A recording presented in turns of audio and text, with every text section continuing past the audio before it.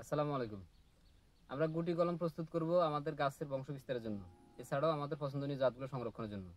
তো তার জন্য সবার আগে যেটা করণীয় সেটা হলো উত্তম মাটিটা প্রস্তুত করা। তো এই ক্ষেত্রে আমরা অনেক ক্ষেত্রে দেখি যে অনেকে সম্পূর্ণ জৈব পদার্থ দিয়ে মাটিগুলো তৈরি করে, এরপরে যখন গুটি কলম সেট করে তখন কিন্তু আর কলমটা হয় না। তো এই জন্য মাটি তৈরির ক্ষেত্রে আপনি যেই কোনো নর্মাল মাটি নেবেন, তার সাথে মাত্র সর্বোচ্চ 25% জৈব পদার্থ অ্যাড করবেন।